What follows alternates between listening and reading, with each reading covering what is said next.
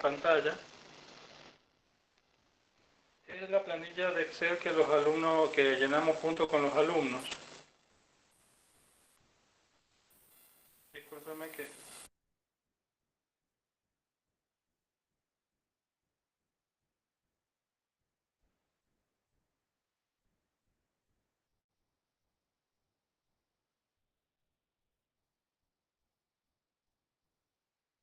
Sí.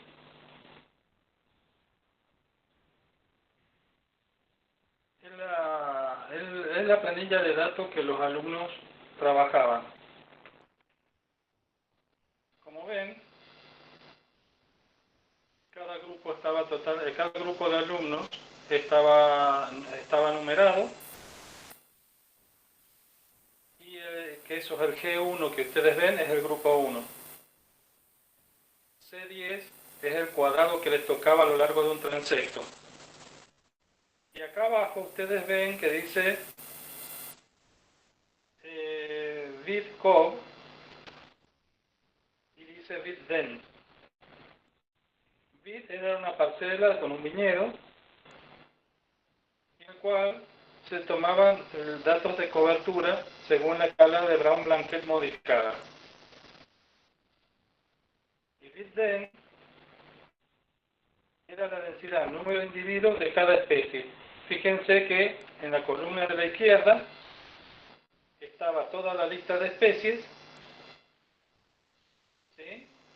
Y en el caso de cobertura, lo que había, se veía el suelo desnudo, ¿sí? Que era el suelo desnudo, era lo más importante que había en cuanto a la cobertura. ¿Me escuchan? Sí, sí, profe. Sí, profe. Sí, profe. Ay, menos mal. Genial. Genial.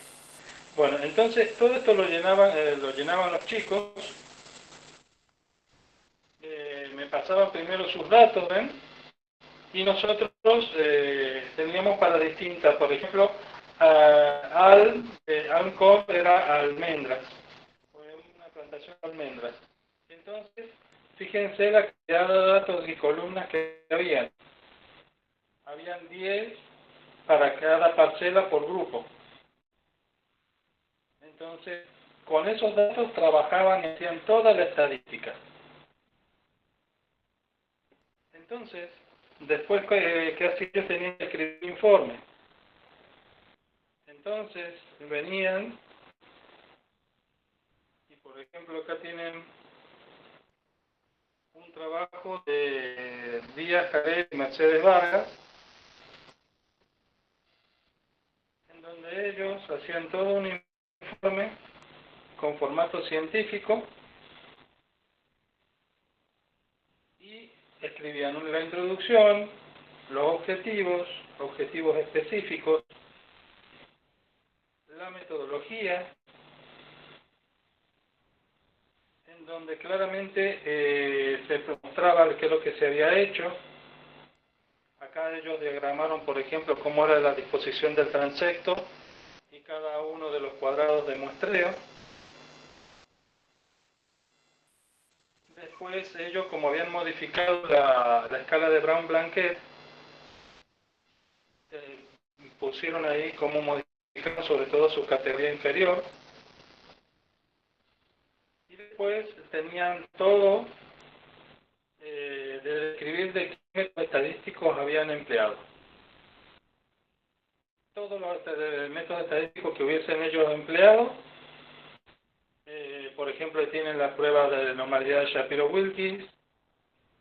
Como no dio normal, se usó análisis de la varianza de Kruskal-Wallis. Y la diferencia entre parcelas se usó la prueba de Takei para saber entre qué parcelas hay diferencia. Para comparar las parcelas se utilizó Chesanovsky. Y la velocidad se utilizó por el Shannon Wiener. Entonces esto era la introducción y después ellos iban a los resultados, donde el primer resultado que ellos tenían era la composición específica. Y los datos abundancia de vida y cobertura. Era lo primero que tenían ellos para presentar los resultados. Después comparaban, por ejemplo, cuál de las parcelas habían más especies de malezas. Después acá pusieron una tabla un poco redundante de la composición específica y después ponían todos los test estadísticos para saber si había diferencias significativas, si había la prueba el análisis de la varianza de Kruskal-Wallis, el índice de Zanoski, los valores del índice de Chazanowski y la diversidad de Shannon-Wiener. Entonces llegaban a la conclusión que la parcela más diversa era la del olivar, la diversidad de las malezas me refiero. Entonces de esa forma ellos fueron trabajando y fueron, si se quiere, mejorando los análisis. Fue un proceso lento, es decir, los muestreos se hicieron en la primera semana de octubre y los resultados recién se obtuvieron en la primera semana de noviembre. Es decir, tenían 30 días a partir del momento en que ellos tomaban los datos para entregar el informe. Pero se hacían presentaciones parciales. ¿En qué me refiero? Que normalmente ellos tenían la posibilidad de ir consultándome, me mandaban borradores, yo les iba corrigiendo. Entonces era un trabajo más bien conjunto, donde yo les empezaba a enseñar a escribir. Si ustedes se fijan en el Drive, van a ver que en el Drive hay apuntes en la clase correspondiente a este tema. Van a ver que hay apuntes, cómo escribir un artículo, cómo escribir una tesis, todo eso que les puede llegar a venir muy bien para cuando hagan el trabajo final de carrera. Entonces, ese era el trabajo que hacíamos en este año, ya partiendo de la base de que no había, de que teníamos posibilidad de hacer el trabajo de campo. La verdad que no me pareció con mucho sentido estar haciéndoles eso que de una forma tan teórica, ¿no? Por eso este año directamente no hicimos esa tarea, pero esto se los doy para que ustedes sepan en qué consistió ese trabajo, qué es lo que se hizo, qué es lo que no se hizo. Fue bastante interesante, por así decirlo. Siempre dieron resultados muy lindos. Y de hecho, este es el primer año, desde el año 2007, que no hacemos muestreos en las parcelas. Teníamos una continuidad bastante interesante, pero bueno, lamentablemente este año ya no se pudo. No se pudo hacer nada. Lamentablemente no se pudo hacer nada. Bueno, perdonen que estoy un poquito mareado con este tema. Estoy queriendo, ¿alguno sabe cómo se pone pantalla completa en el celular?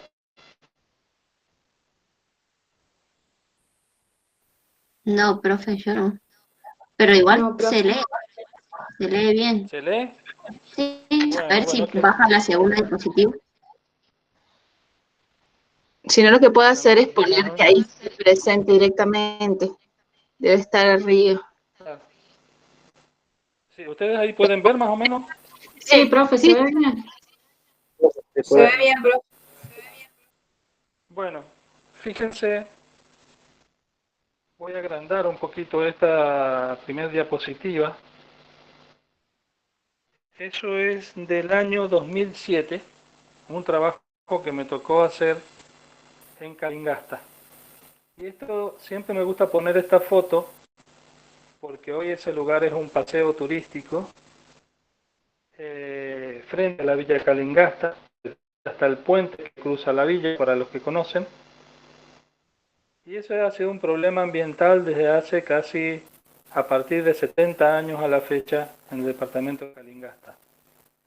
Eso que ven ustedes son residuos mineros. Hay 8 en total. Este es el más chico de todos. Lo que ven allá ustedes como un puntito es un amigo mío, un geólogo. ¿Lo ven pago arriba de la cima de esa montañita? Sí. Mi amigo mide 1,88 m. Para que se den una idea del tamaño que tiene esa montañita, que son todos residuos, son todos residuos, perdón, voy a tener que volver a entrar.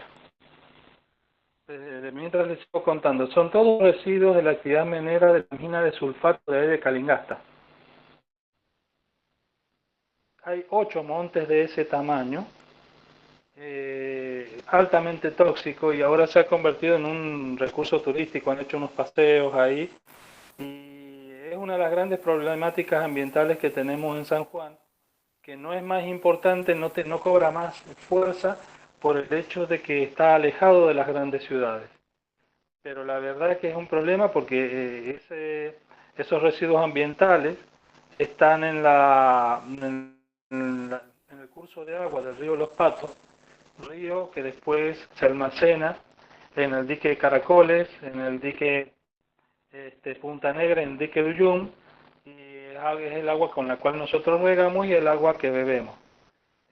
Y eso sin contar la actividad minera en las nacientes del río Los Patos, del río Castaño y demás, ¿no?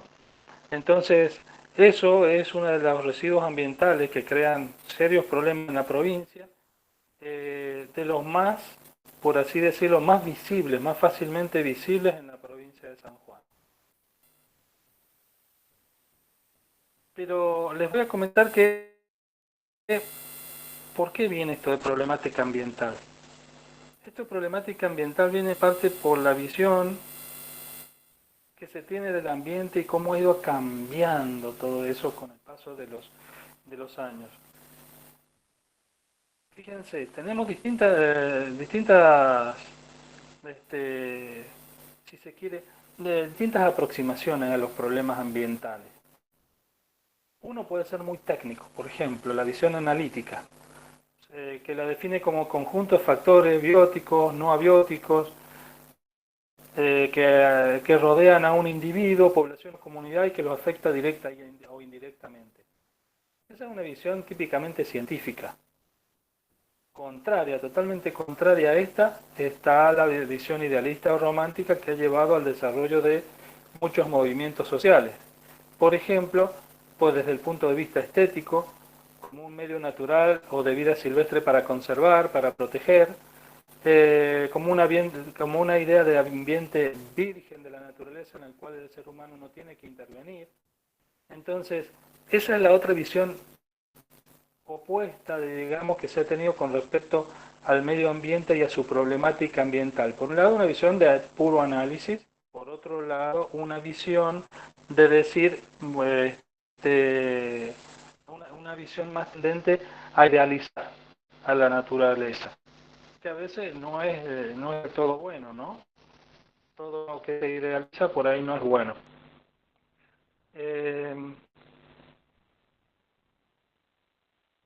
Otra visión es la economicista y es la que tal vez más preocupa porque es la que más daño hace. Como ven al ambiente como una fuente de recursos. A partir de ahí, de esa visión del ambiente como fuente de recursos y de todo desde un punto de vista antropocéntrico, sigue posible de ser usado por el ser humano para su propio beneficio, surge esta visión economicista pragmática, si se quiere. A partir de esa visión surge la idea de los servicios ecosistémicos que hemos visto el viernes pasado y la necesidad de darle un valor económico a todo, inclusive a la naturaleza. ¿Por qué? Porque la visión que domina a la especie humana en el día de hoy, desde hace unas cuantas décadas, es esa visión economicista pragmática.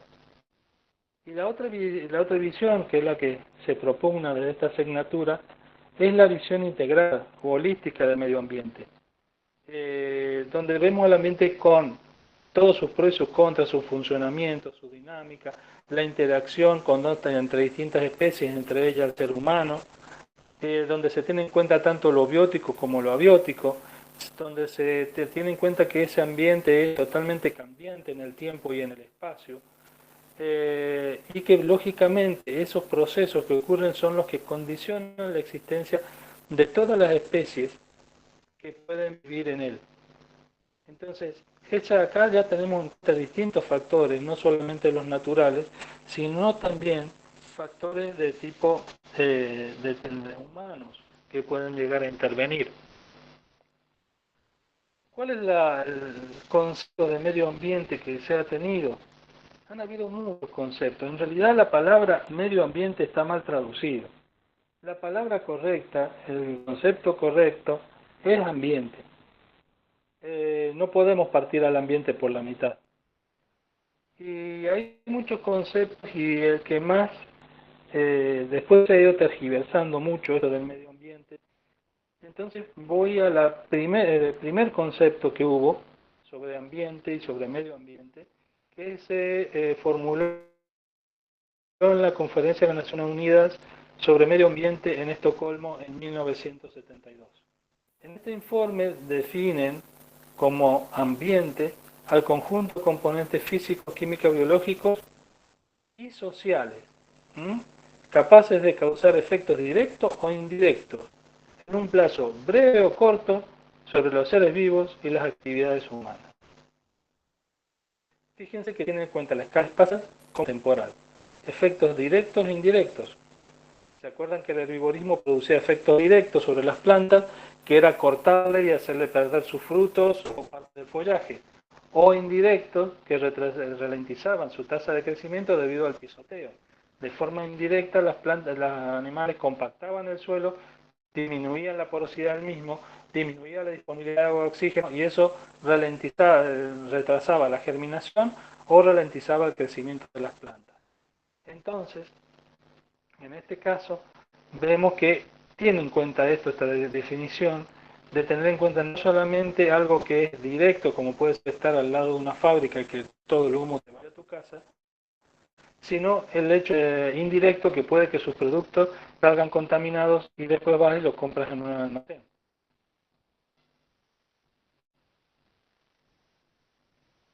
¿Qué ocurre?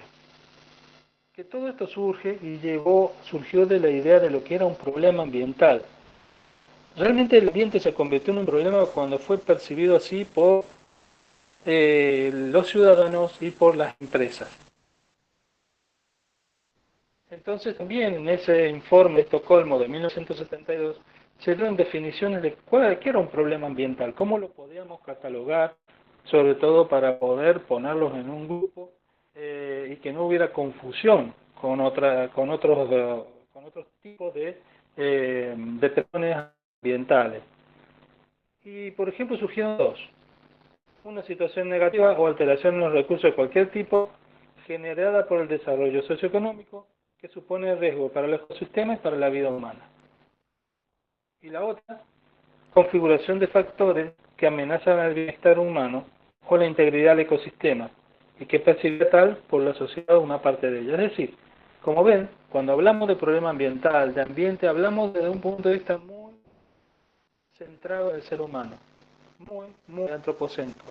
Fíjense que en los dos conceptos habla del riesgo para los ecosistemas como para la vida humana, en el caso de la primera definición. El segundo, más clara, habla de amenaza al bienestar humano, a la integridad del ecosistema y sobre todo la percepción, cómo lo percibe el ser humano.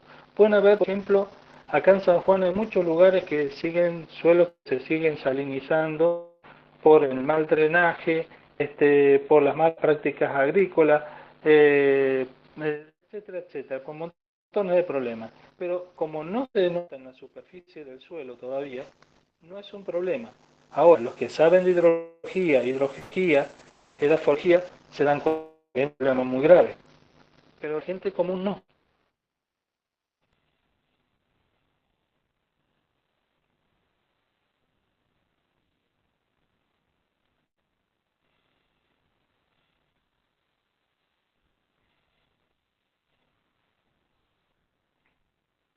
¿Cuáles son los principales problemas que vemos en una sociedad? Creo que acá he puesto algunos. No sé si están todos. Posiblemente no. Pero entre los problemas más graves que estamos viendo, el mayor en Argentina es la deforestación. Hay un grupo que le ha tocado el tema de la soja y ahí habla en ese artículo sobre la magnitud de la deforestación en la Argentina para establecer campos de cultivo de soja. Otro tema es la desertificación, que no necesariamente tiene que ser producida por un proceso de deforestación masiva, sino que muchas veces tiene que ver con una carga ganadera demasiado elevada, que hace que se pierdan sobre todo los renuevos, los renovales de las plantas, y que los ejemplares más viejos no puedan ser reemplazados por los ejemplares más nuevos. Ese es un problema bastante serio. Lógicamente todo esto lleva a otro problema ambiental que uno percibe desde este ángulo, desde esta visión, que es la pérdida de la biodiversidad. Es realmente un problema bastante serio. Otro aspecto es la pérdida del suelo. Cuando hay una pérdida de cobertura vegetal, evidentemente comienzan a que dañan lo que es la estructura y la textura del suelo, incluso daña lo que es la potencia o espesor del suelo. Entonces, ahí tenemos los efectos más directos que se pueden observar sobre la estructura del suelo cuando la cobertura vegetal es eliminada. Otra situación es el tema de la contaminación. Hay un grupo que le ha tocado una problemática que tiene que ver con la contaminación de aguas, tanto subterráneas como superficiales, con el exceso de nitrato de las áreas de cultivo. Lo cual es un problema muy serio.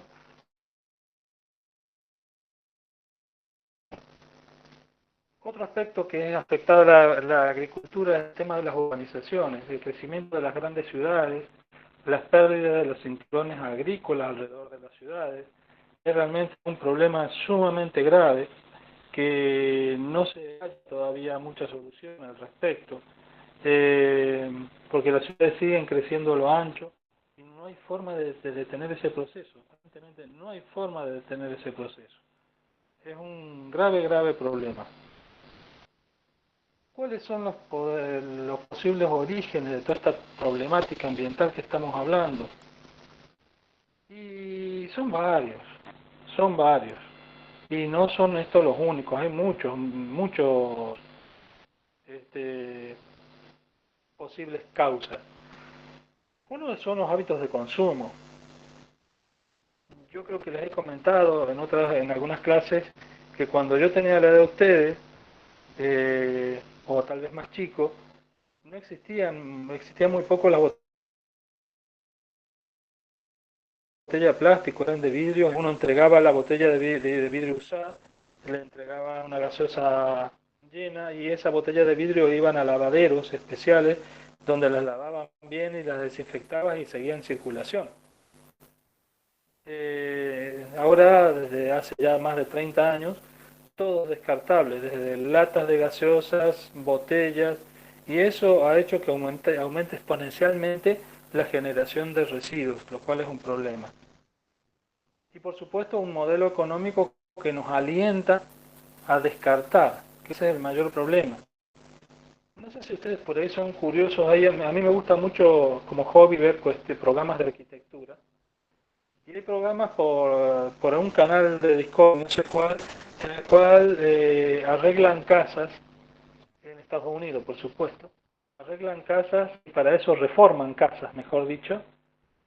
Y yo miro como horror cuando entran y a una casa vieja, directamente, por supuesto, con una construcción en madera, directamente la muelen a palos, o sea, destruyen las alacenas, todo aquello que va a ser la renovación, destruyen alacenas, destruyen absolutamente todo.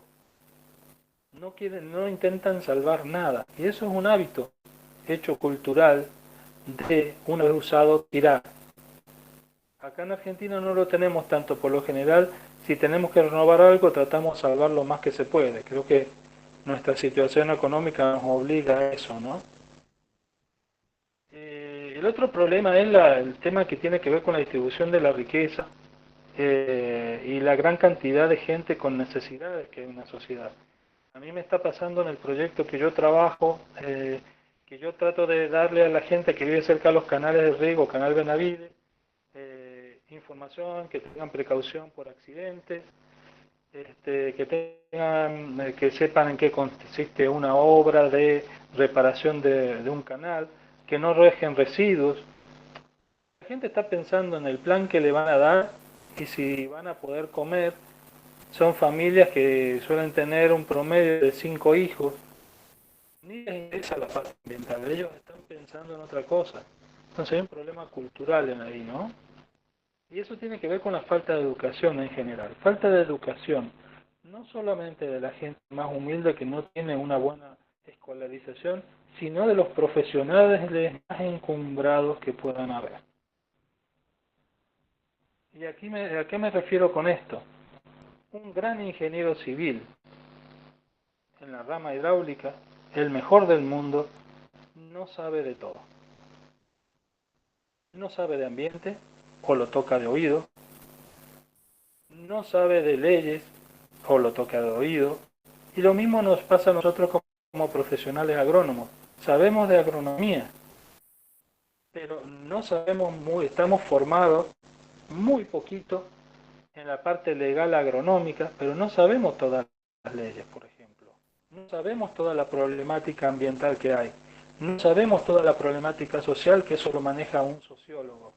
Entonces, siempre el problema que ha tenido Argentina es que la falta de educación en distintos aspectos sociales de la que nos hace como sociedad es un problema grave, tanto para gente muy humilde que con muchas limitaciones para acceder a la escuela, como aquellos profesionales que son muy capos, que están muy encerrados en lo suyo, son muy especialistas y que después cuando quieren hablar de otras cosas se notan sus falencias. ¿Me van escuchando hasta ahí? Si alguien tiene una opinión me corta, ¿eh?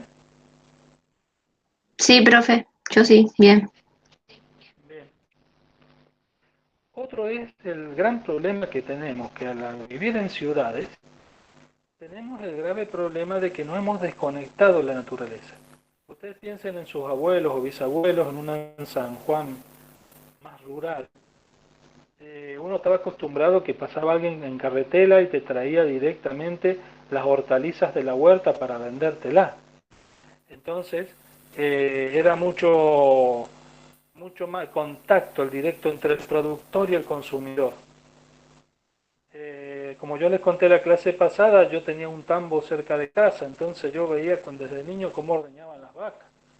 Ahora los niños cuando ven leche creen que viene en sachet y que es una cuestión de que la leche sale del sachet, ni se les ocurre pensar que esa leche se extrae de un animal. ¿Sí? Entonces hay realmente un distanciamiento muy grande entre la sociedad y la naturaleza. Otra cuestión es que tiene que ver con la falta de políticas, planificación ambiental, donde ya hemos hablado de que acá en Argentina se planifica muy poco, y no hay políticas claras, no hay objetivos claros de qué se quiere hacer. Tampoco hay, parece, intenciones de sentarse a pensar al respecto. Y encima se suma el problema que en Argentina somos una sociedad que no le gusta cumplir ninguna norma ni ninguna ley. Derechos, sí. Todo el mundo le gusta tener todos los derechos habidos por haber. Obligaciones, no. Es algo que realmente distingue todas las sociedades de todos los países que yo he recorrido, que no son muchos, pero en todos los países donde he estado, el más humilde, como el más desarrollado, todos tienen derechos y obligaciones, y eso sí, vos faltaste a tu obligación, o cometiste una infracción o un delito y tenés tu castigo, no te escapás ni a palo de tu castigo. Entonces eso hace que la sociedad los obliga a ser más respetuosos y a pensársela dos veces antes de hacer una acción una acción nociva para los demás, ¿no? Bueno, el distanciamiento cultural que ya se lo mencioné, y el crecimiento poblacional desmedido. Evidentemente, la falta de planificación de ordenamiento territorial hace que las ciudades crezcan de cualquier forma y en cualquier lugar. Ese es un problema muy, muy serio. Y todo lo que yo les he mencionado está muy relacionado al problema de la corrupción. La corrupción es algo central en nuestra sociedad y es muy difícil que hagamos una agricultura sustentable, eh, las actividades culturales de la zona, respetuosa de la naturaleza de la zona, si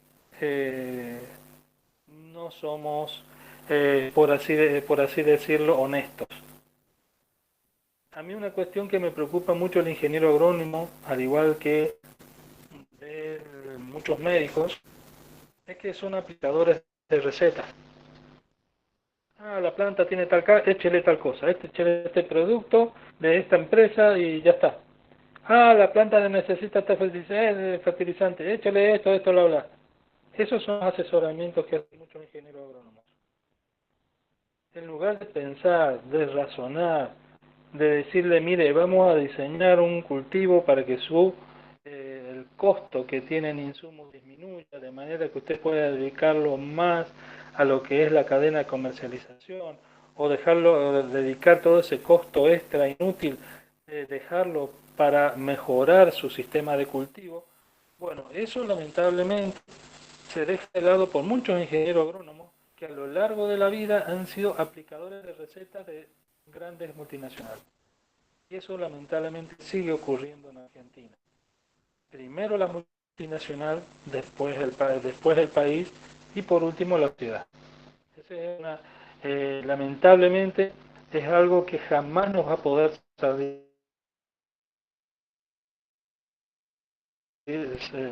salir del pozo. Yo espero de ustedes, ingenieros agrónomos, que piensen los problemas, que asesoren correctamente al productor, que lo lleven hacia un camino de la necesidad de contar con un ingeniero agrónomo que le haga los análisis de suelo, que le diseñe un poquito mejor o le rediseñe la rotación de cultivos, que le proponga nuevos cultivos, que le ayude para esos nuevos cultivos en crear y mejorar una cadena de comercialización, que el ingeniero agrónomo lo asesore para que se eliminen intermediarios en toda la cadena, el productor y el consumidor final.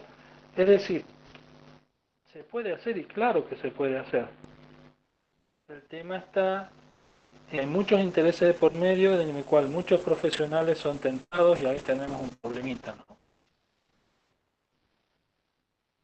Si ustedes, no sé si se me ha quedado algo, si ustedes reconocen algún otro problema, esta diapositiva la vamos a pasar por vieja.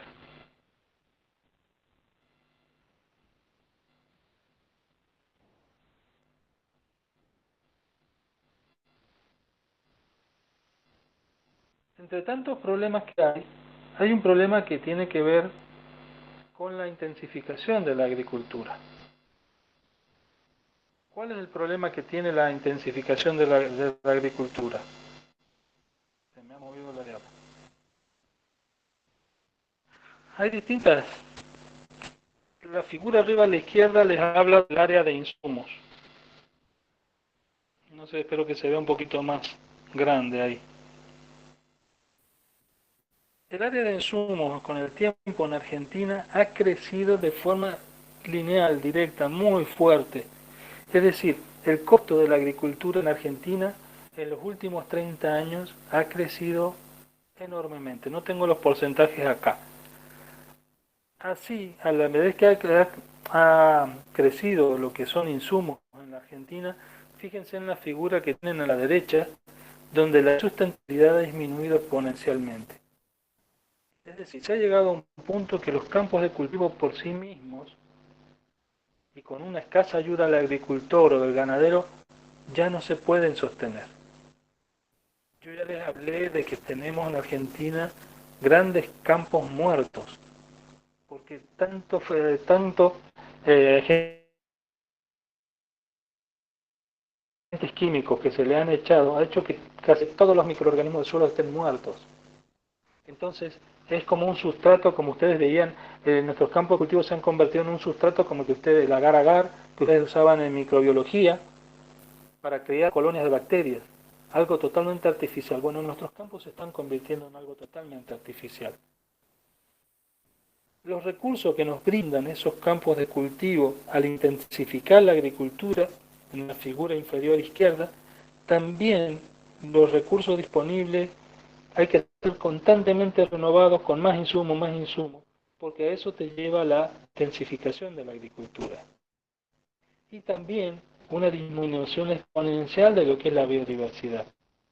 Entonces, se ven cambios, muchos cambios en lo que es el uso de la tierra, se ven cambios en lo que es la biodiversidad, en los ciclos biogeoquímicos, muchísimo.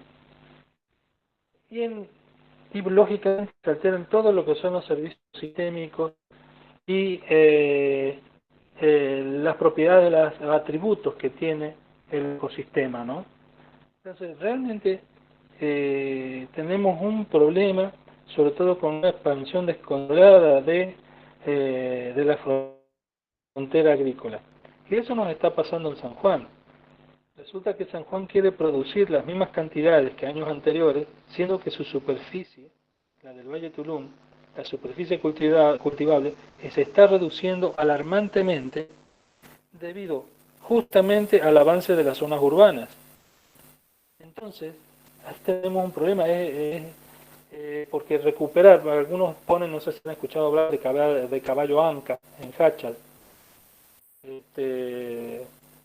en la zona de Huaco. Claro, quieren crear todo un polo agrícola ahí. Para tener los suelos, la calidad de suelos que tenemos en Pocito, que tenemos en la 9 de julio, para tener esa calidad de suelo, hay que esperar unos 50 a 70 años mínimo. Mínimo. Entonces, como no hay una planificación, creen que crear un suelo agrícola para tener buena producción es simplemente despejar, quitar la vegetación, pasar un arado y echar unos fertilizantes y sembrar. Y eso no es así. Ustedes lo saben mejor que yo porque ya han cursado edafología.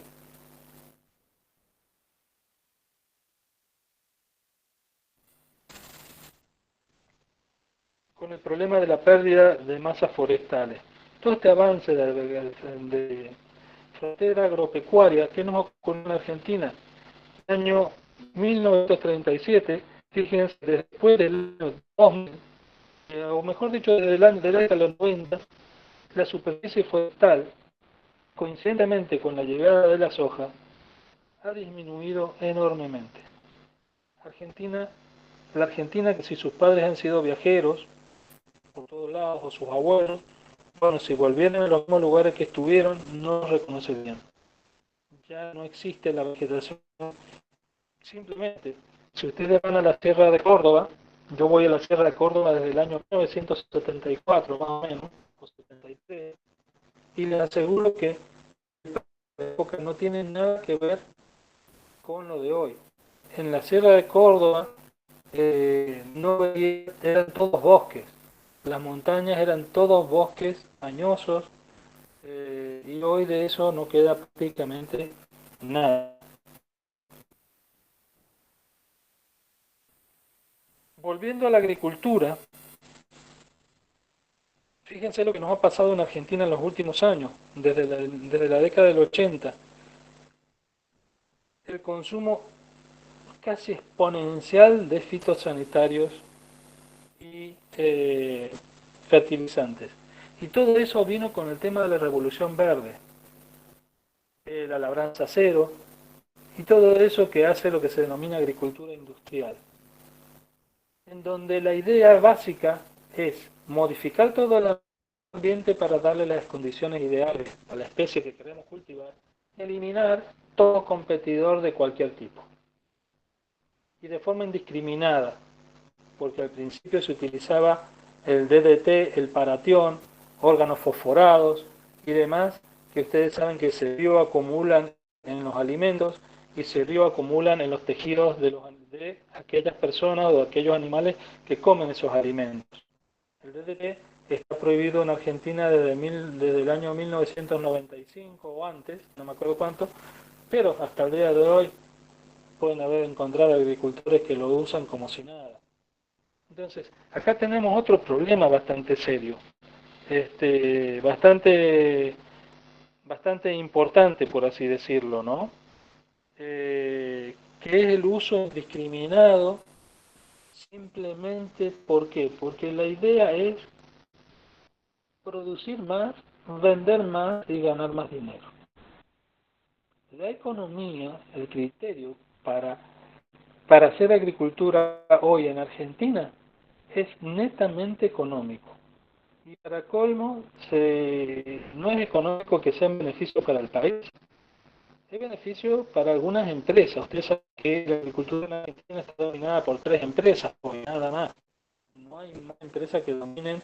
Está Grupo Pocatel, está la otra empresa que siempre me olvido, Monsanto, y se me está Unión Carbide, y para de contar. Los puertos de Rosario, toda la provincia de Santa Fe, el norte de la provincia de Buenos Aires, son otros privados que les pertenecen a ellos. Ustedes saben que ahí no hay aduana argentina, no hay aduana argentina, otros privados de estas grandes compañías. Y eso tiene que ver mucho con todo el contrabando que se hace desde Argentina hacia otros países. Y ustedes saben que como en Argentina se cobran muchos impuestos, hacen pasar la soja argentina como soja paraguaya o soja brasileña para no tener que pagar tantos impuestos. Es decir, la agricultura hace rato que dejó de ser para alimentar a la humanidad, para convertirse en un negocio. Y lamentablemente, la mayor parte de los agrónomos de la Argentina están con ese modelo y consideran que es el modelo adecuado. Cuestión en que yo humildemente discrepo, ¿no? Acá tienen otro gráfico donde ven qué ha pasado en las praderas, los campos de tierra, criar ganado y con los cultivos. Desde 1930, 70 más o menos, empezó a disminuir la actividad de ganado y cómo la agricultura. Habla de agricultura, de cultivos, habla prácticamente de soja, trigo, maíz y soja. Lamentablemente, todos ellos han ido reemplazando lo que era la producción de carne de la Argentina. Que no es que fuese mejor, ¿no? Pero al menos daba mucho más trabajo a la gente. Esto de los servicios, bueno, lo hemos charlado, no hace falta volver sobre ellos. También esto tiene que ver con los servicios ecosistémicos, no hace falta volver sobre ellos, ya lo hemos visto. Y todo esto para colmo acompañado con, unos cambios climáticos muy, eh, muy complicados.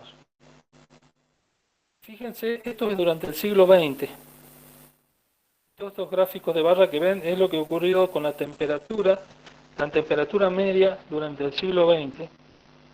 Y fíjense cómo a la derecha del gráfico superior se pone rojo, que las temperaturas anuales, medias anuales son cada vez más cálidas, mucho más cálidas. Y fíjense la frecuencia de heladas, que ustedes saben que según el cultivo se requiere una necesidad de días con heladas justamente para tratar de eliminar los insectos perjudiciales.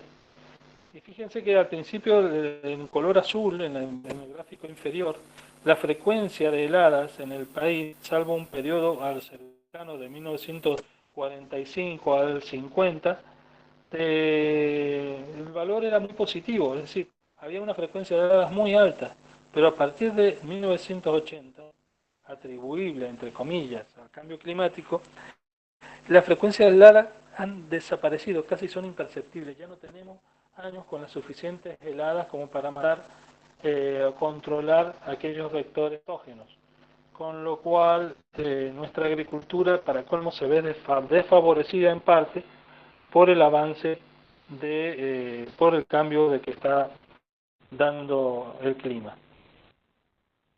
En síntesis, ¿qué se observa? ¿Cuáles son los argumentos que se esgrimen? No, si haces esto no estás progresando. Si haces esto estás atrasándote en el tiempo. No, el país tiene que progresar, que crecer. El crecimiento, particularmente ayudo, el hecho de que el crecimiento es desde el punto de vista económico, pero no social, no en educación, no en buenos cultivos de calidad. El crecimiento tiene que ver solamente con dinero. Entonces, fíjense que se han creado distintos antagonismos, como que si hubiera una grieta acá también. La productividad versus la conservación. La concentración de la riqueza, por un lado, la distribución equitativa de la riqueza, otra gran dicotomía. Lo que es un recurso natural, como concepto, con lo que es un ecosistema natural, lo que es crecimiento con lo que es desarrollo sostenible. Es decir, estamos en un mundo donde las contradicciones, las ambigüedades, las grietas parece que se están convirtiendo en este siglo XXI como algo normal. Y eso es muy preocupante de cara al futuro.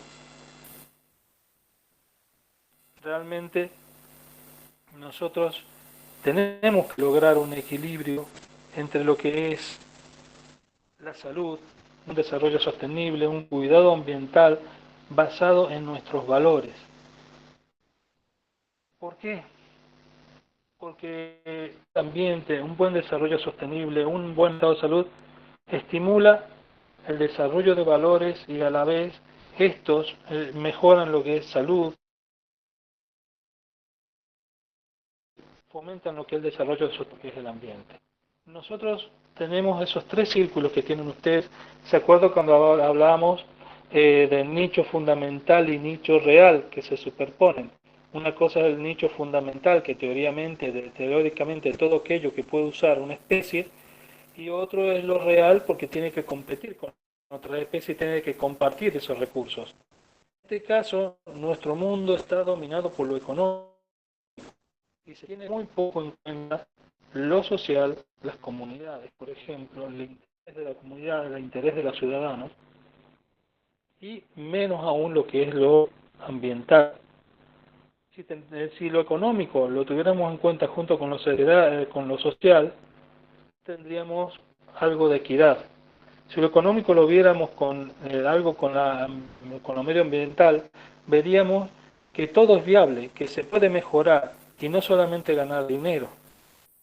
Y si viéramos lo ambiental con lo social, crearemos un mejor ambiente para vivir. Todo eso hace a lo que es ese concepto de desarrollo sostenible. El desarrollo sostenible tiene distintos principios y fíjense, son súper complicados los principios, utópicos, diría yo, en el mundo que nos toca ver primero. Integrar decisiones económicas y ambientales. Gestionar la economía y el ambiente teniendo en cuenta las consecuencias para la población actual y futura. Lamentablemente vivimos en un mundo donde el futuro es algo abstracto. Conservar los procesos ecológicos básicos, diversidad biológica, usar racionalmente los recursos naturales renovables y no renovables, reciclar, reutilizar productos, rehabilitar espacios degradados, invertir en la investigación de tecnología ambientalmente sana.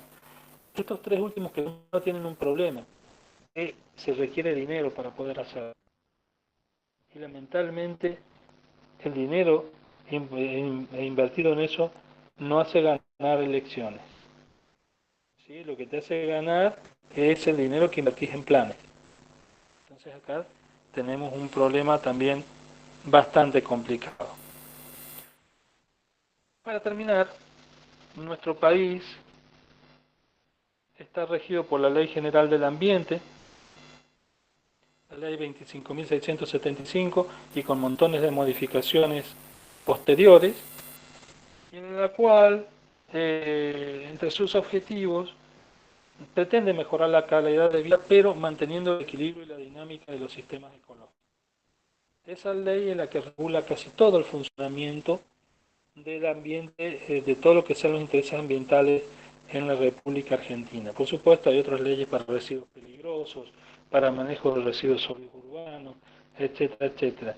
Es una ley que tiene muchísimas falencias, pero bueno, ha ido siendo mejorada poco a poco. Bueno chicos, esto es lo que les quería comentar como introducción a lo que va a ser el seminario del viernes.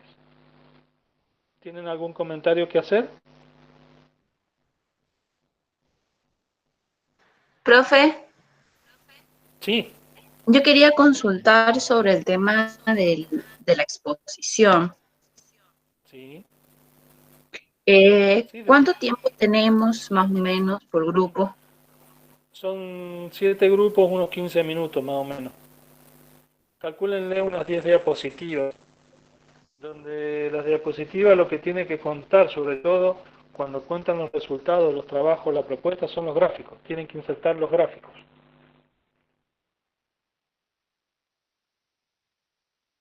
Los gráficos son la de presentar un tema. Los gráficos del propio artículo, me refiero. Unos 15 minutos más o menos. Es lo que tienen. Y pueden hacer, ya un grupo me ha mandado su presentación. Esta tarde lo voy a mirar a ver si está dentro de todo bien, en función del artículo. Pero lo que me suele suceder todos los años es que si el artículo tiene 10 páginas, leen las 3 primeras y la presentación se queda en las 3 primeras y las otras no las leen. Este año me voy a ver que lean todas. Es decir, uno cuando presenta un trabajo, les cuento esto del seminario es muy viejo. Todos los que hemos trabajado en investigación o en parte técnica, supónganse que ustedes son especialistas en el cultivo de la cebolla. Otro de ustedes es especialista en el cultivo del olivo. Se especializan tanto que no conocen nada y cuando tal vez nada el uno del otro y tal vez hay muchas cosas comunes que no lo saben. Entonces, muchos institutos de investigación les pasa eso. Hay muchos investigadores que están metidos en su mundo de investigación y no salen de eso. El cual se trae a colación, unos investigadores dicen, miren, he leído este paper que me parece muy interesante que todos lo conozcamos, entonces él organiza, se hace una reunión con todos los investigadores de la institución, se hace un PowerPoint y les da a conocer, por ejemplo, un paper que normalmente uno con todas las cosas que tiene no tiene tiempo de leer y como está fuera de su área, tal vez ni siquiera sabe que existe y cuando se lo cuentan se da cuenta que es beneficioso para él. Entonces, lo que hacen estos seminarios es poder transmitir en una sola reunión mucha información sin que vos tengas uno todos los artículos. E incluso hay algunos que te plantean problemas de algo que han leído que nadie conocía de ese problema. Es algo nuevo. En otro seminario he visto que gente, tesistas avanzados, exponen un adelanto de su tesis, un capítulo de su tesis, como para ponerlo a consideración de sus colegas y recibir todas las críticas que puedan, porque como está en la fase de armado de la tesis, le viene muy bien toda crítica que le hagan. Entonces, esto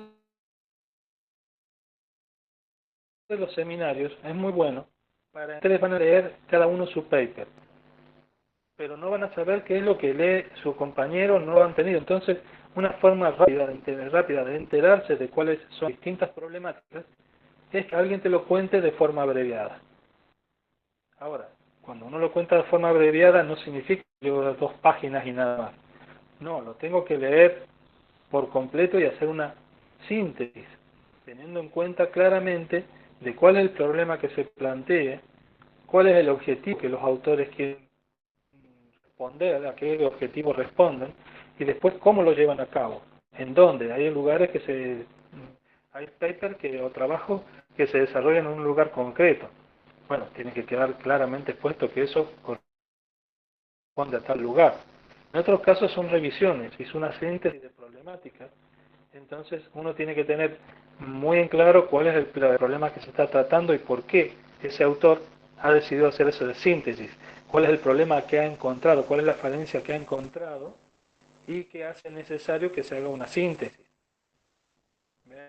Entonces ustedes lo que van a hacer el viernes es estudiarse muy bien un paper, leerlo adecuadamente, hacer una presentación de PowerPoint con unas 10 diapositivas aproximadamente, tratando de contar rápidamente lo que leyeron y traerles ese problema. Es muy interesante que planteen en la presentación si comparativas, si hay datos estadísticos, eso es lo que es valioso. En los resultados es muy importante tener, y en la discusión, cuando los dos discuten, es muy interesante la explicación de por qué les dio ese resultado, por qué ellos consideran que se les dio ese resultado. Entonces eso lo tenemos que comprimir en una exposición de unos 15 minutos aproximadamente, ¿sí? Y yo quiero que las presentaciones a más tardar estén el viernes a primera hora. ¿Para qué? Para que yo las pueda revisar y si hay algún arreglo de última hora que hacer, se puede hacer. Porque tampoco podemos darle a nuestros compañeros una información errada, ¿sí? O mal interpretada en este caso, ¿sí? Entonces, quien tenga ya presentación y me la quiera mandar hoy, bueno, aunque no esté terminada, mire profesor, hemos pensado hacer esto, perfecto. Yo les voy respondiendo y les voy ayudando a hacerlo, no tengo problema. ¿Estamos? ¿Alguien más te consulta, otra duda?